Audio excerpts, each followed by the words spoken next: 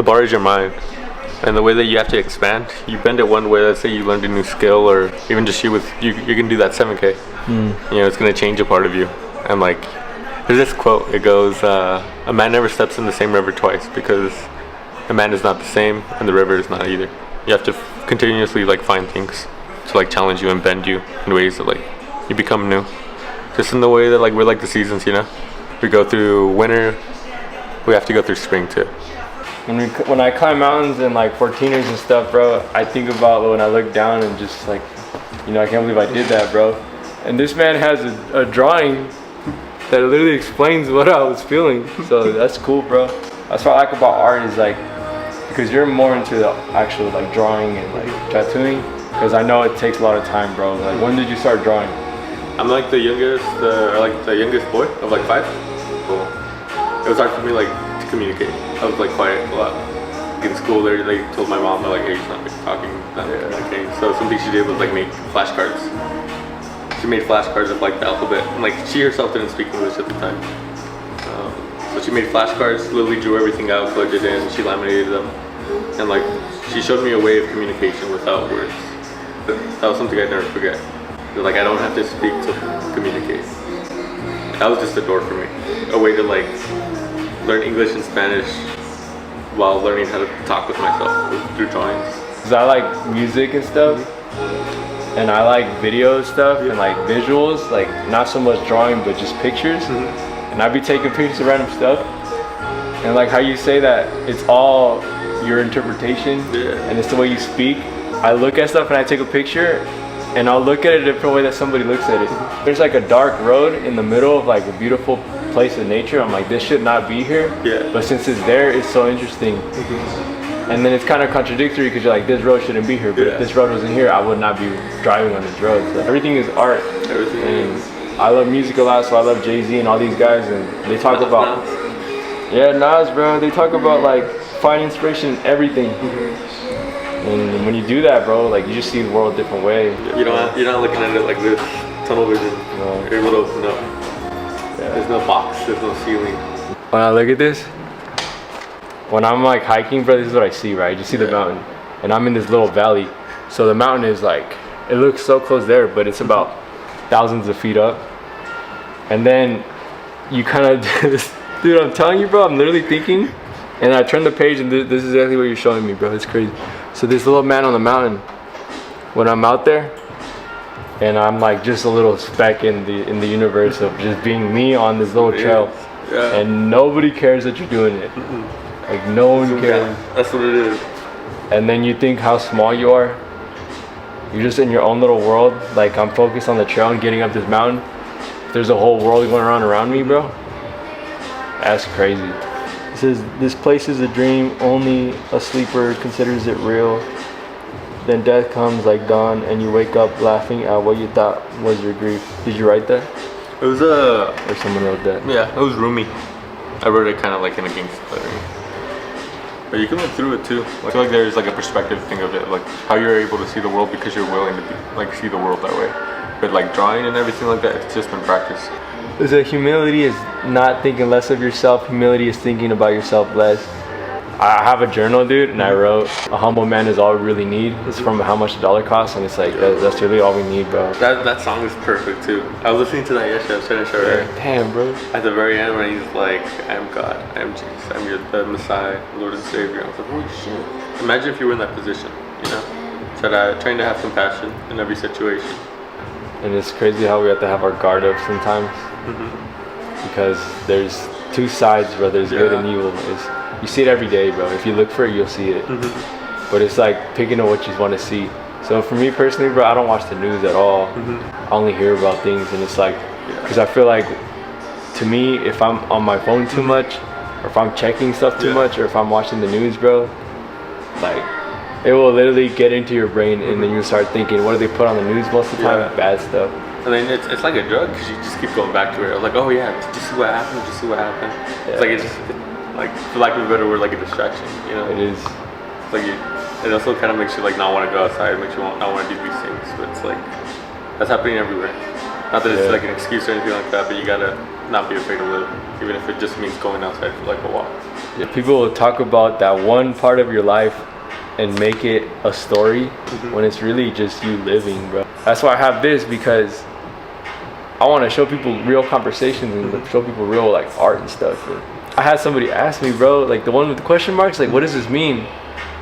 Whatever you want it to mean, bro. That was cool. The black and white one, or the black and gray one? Yeah, I'm like, whatever you want it to mean, bro. Like, I know what it means for me, but like whatever you think, that's art, bro. Yeah, you're making art, man. Yeah, it is. It's a different like view.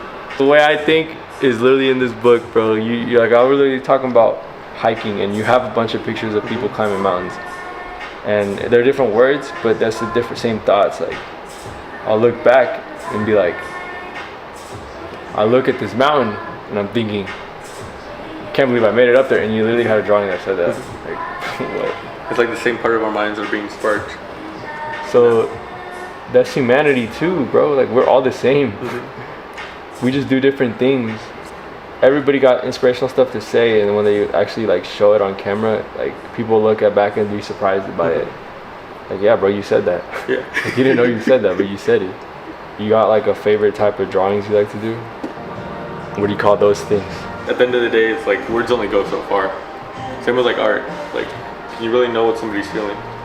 Like when it's something like this, you know, they've been broken in so many ways, and still like part of them's growing.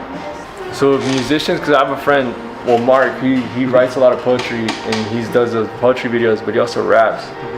So he puts his feelings out on the rap. Yeah. I feel like I put out my feelings with pictures, bro. Like pictures that I snap. Yeah. You put it out with drawings, but we still gotta put them out. Everything that we have in our mind, we gotta let out on something, on a piece of paper, on a drawing.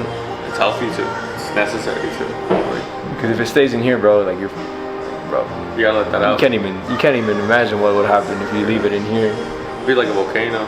Things explode at some point. Yeah. That's why it's called venting. You gotta let things go, otherwise it just. It's like heat, bro. You just, you push out heat. Yeah. That's why they call it venting, huh? Yeah. Same thing with like this is what I guess this one specifically, growing pains. You know, like when they're like, oh, like my legs feel weird when you're like younger, and they're like, oh yeah, they're just growing pains, you're getting bigger.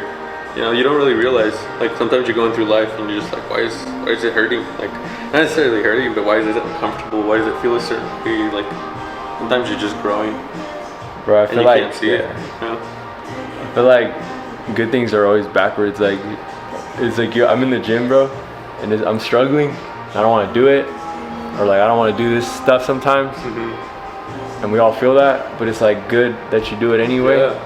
Kind of like your 7K that you're gonna do, you know, you're putting yourself in a position to where like, are you shaking your head? Yeah, no, I'm just like, I know it's hard, like, but like, it's crazy how everything that's so good for you is like hard, or make you like, can make or break you, bro. Yeah. Once you finish it, you're different. So, this is why I look at this, is like, this is like an iceberg.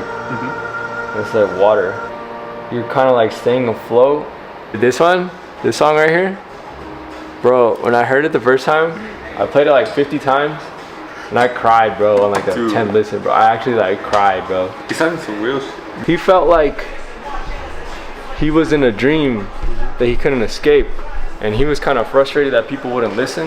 You know, you lose yourself, and that's what happened with him. But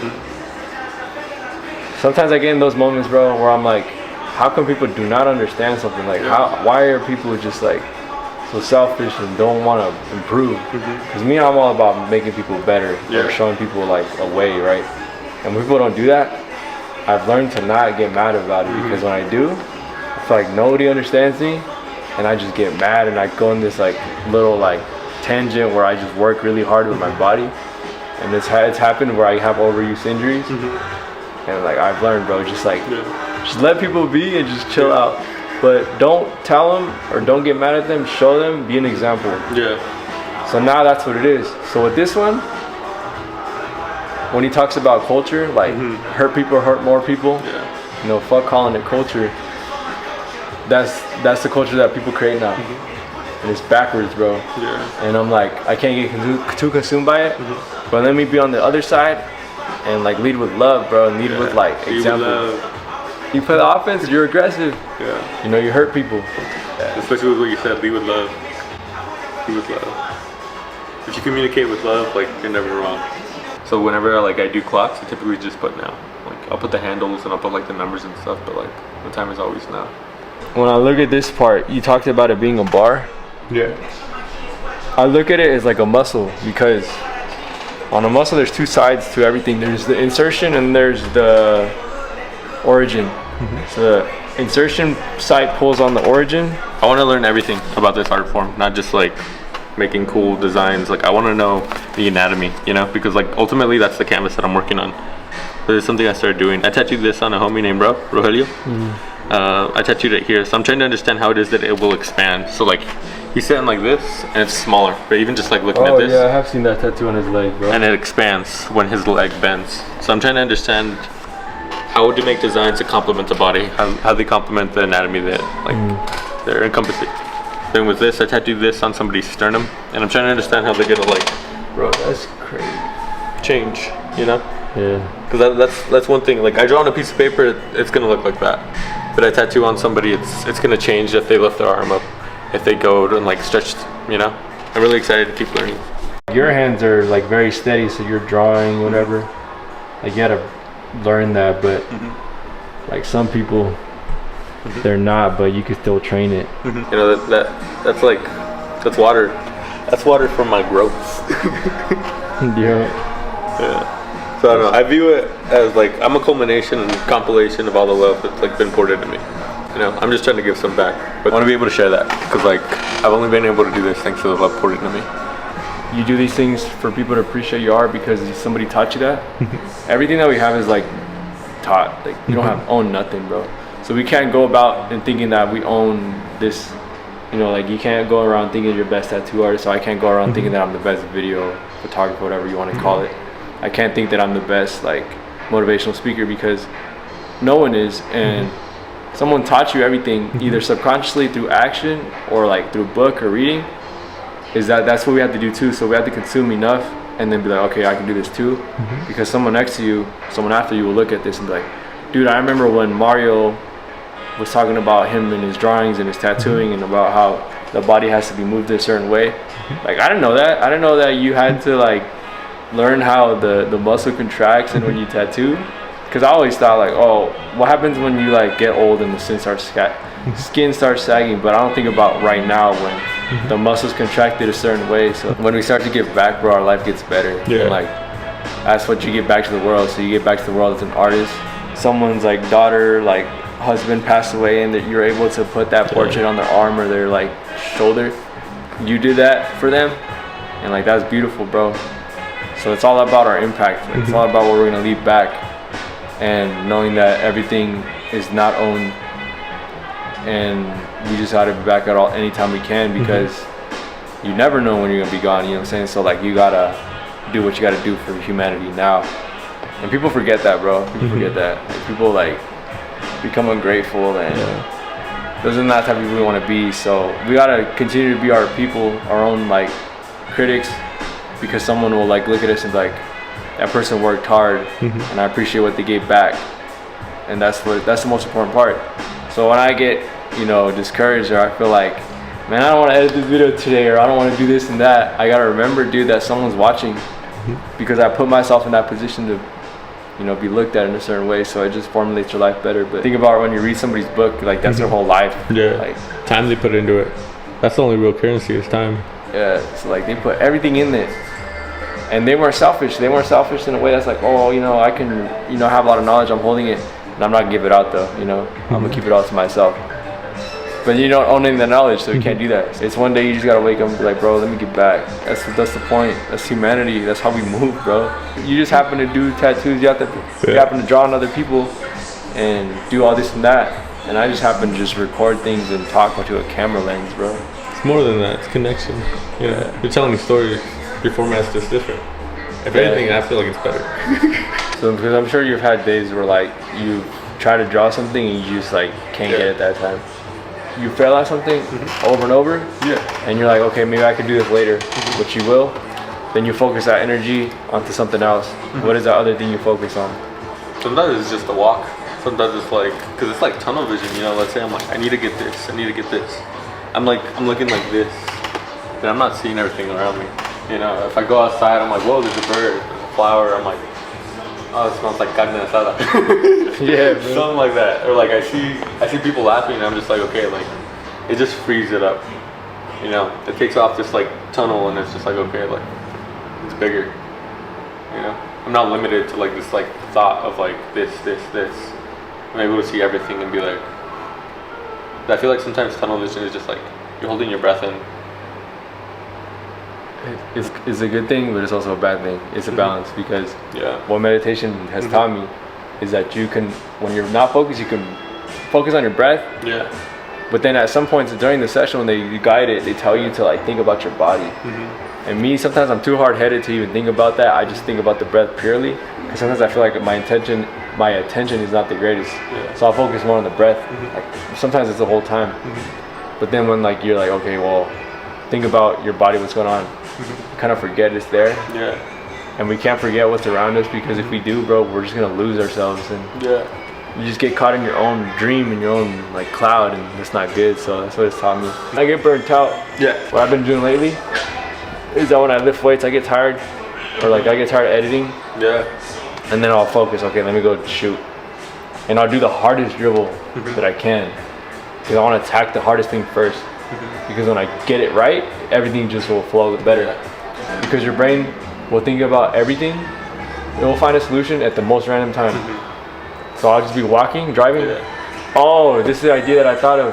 Let me write it down. That's how your brain works, bro. You can't force it to do anything. Exactly. Forcing is tough. Like your mind's like your mind's communicating with you. Hey, like this isn't working. This isn't working. So you gotta like get up, walk around. Yeah. Let things breathe. With what you were talking about the breath too, like I'm sure you probably heard it in like the meditations and stuff like that, but I really like the part where they say that meditation is like a practice of like letting go. Breathing itself is a practice of letting go, because you're like, you gotta like constantly let go. It's also rising and falling. Like, you can feel that in your body. So I don't know. I really like that part of like meditation. It's like letting go, let go. And the plants do it too, like looking at those plants and stuff. Like when they grow, they drop off like leaves. They do that in order to continue to grow. So you have to shed. You have to shed habits, spaces, people, parts of yourself. Like whether it be hair, your hair does it, your skin does it. You know. It's a new hair coming in or something. Because the hair is an extension of like you, bro. Honestly, bro, since I've been growing out my hair, bro, I'm like, this thing gives me power, bro. I don't want to cut it, bro. And it feels nice too. I feel like you changed in like a couple months. I'm like, dude, that's what's up. That's what's up. Yeah. I had somebody yesterday tell me that I look so young, and I was like, thanks, bro. You look younger too.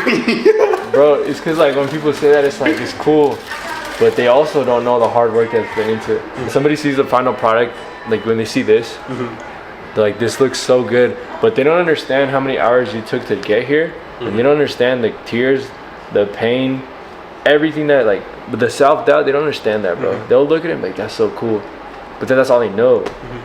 But it's like when it comes to like the skin or like the hair thing or like me losing like body fat or just, bro, they don't know that the amount of times I've been in the gym and I'm like, I do not want to fucking do this today, bro. They don't understand like the pains that I've felt with like my feet or like my knees, or like the times where sometimes, bro, like it happens sometimes where like I don't want to do it, and I'll be on a cardio machine and I'm like, I'm breathing too hard too early, so then I have to slow down and be like, bro, like you're all right. But when people tell me it feels good, like I'm not like, oh, you don't understand the work put in. It's like, thank you for understanding that it takes a lot of work. You don't know what it took, but I appreciate you like noticing. Because sometimes we need that. It's not validation. Validation is if you're looking for it. Validation is like, oh, look at my skin, I look so healthy now. Like, nobody cares. But like when people tell you, and they don't even have to tell you that.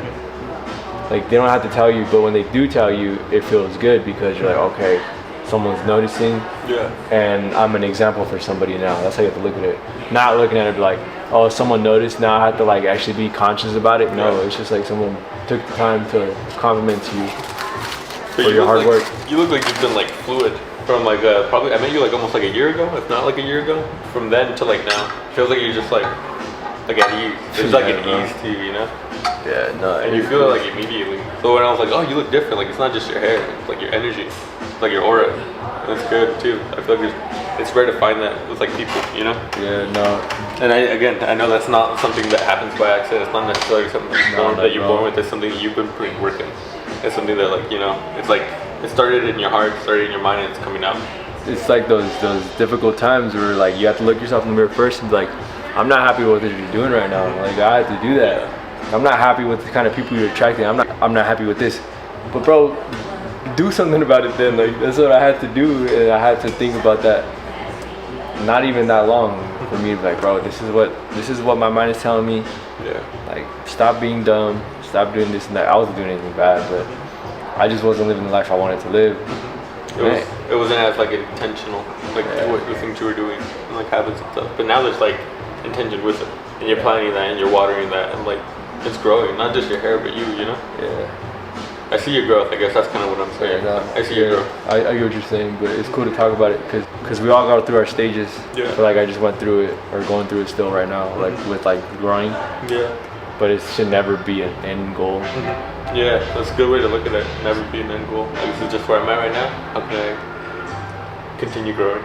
And like I say growing because it's not like necessarily like getting better, because sometimes growing is again letting go and like being aware that you need to let go of things. And like, yeah, that's being better, but it's also like growing. Like, I say No, growing. I get what you're saying. Because you never stop growing. There's no end goal. There is no end goal. And you put your mind to something, and then you find things that just supplement it. Yeah. Like you end up finding stuff that just push you forward anyway. So with that book, I read Psycho-Cybernetics, the other book, and it talks about your self-image is the most important thing. So the way that you view yourself is the way that you're gonna be. Yeah. So me, now I look at myself as like an artist, but also someone who is a hard worker.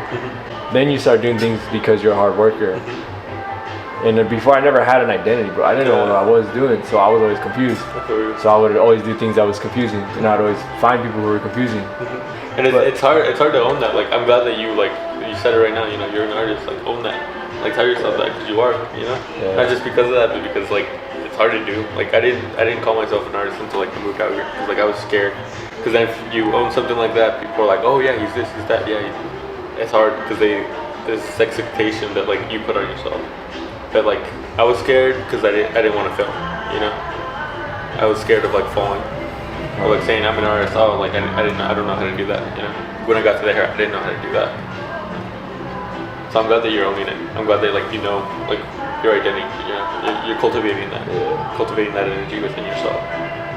All the stuff that I learned is I'm giving it out now. Yeah. In whatever form it is. Yeah, because what I'm learning is that like you put a camera on somebody, but they just start talking some real stuff. Because I can have those conversations with people. Some people just can't have that. Like, I don't know, some people are just not deep thinking like that. And that's okay, bro. Sometimes it's also just a wall. Not necessarily with you, but like with themselves. They suppress themselves because of the way they grew up.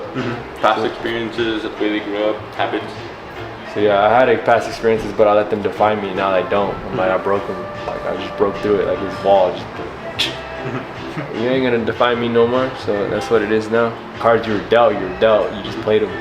Bro, when I work out, bro, I listen to cocky music, bro. Like song Champion, where he says, "For me, giving up is way harder than trying." Cause you have to train your mind to do that, and that's what I'm doing. Like I'm training my mind to do that. Because now it's to the point where I can't even sit down for 3 hours and do nothing, bro. Like, to me, that's a disservice to myself. Yeah. If I'm laying in bed watching YouTube for 3 hours, it's a disservice to myself because I'm the one that's making these videos. Be consuming too much because then we just become like a puppet. Like that's what I think. So that's how I look at it now. And Jay-Z has so many bars that I like, bro. Jay-Z, like, bro, there's so too many bars in my head to say one, dude. Jaguar is a symbol of strength, right? For like brown people, Mexican people. Hey, logo literally has a jaguar head in it. I literally just make like instant coffee, and I'll just like paint it onto there, and I'll like splatter it at points. And then the way I got this effect is with salt. Something with like the chemistry of it, it'll literally like expand it out, like these little like crystals and stuff like that. It was a happy accident. What's the word? Serendipity. That it did that. Cause like I feel like it kind of goes with like the jaguar like fur and stuff. And then with this, I use this thing called Indian ink. So it's actually this stuff right here. Originally, for tattooers and stuff like that, they would create things called flash. So it's pretty much like how McDonald's is. Like you see something on the wall and you're like, oh, I want that one, and you pay this much. So that's why it's called flashes, because like you were able to pick your tattoo, get in, get out, stuff like that. So and what they would do is they would do coffee stains too, and they would use India ink.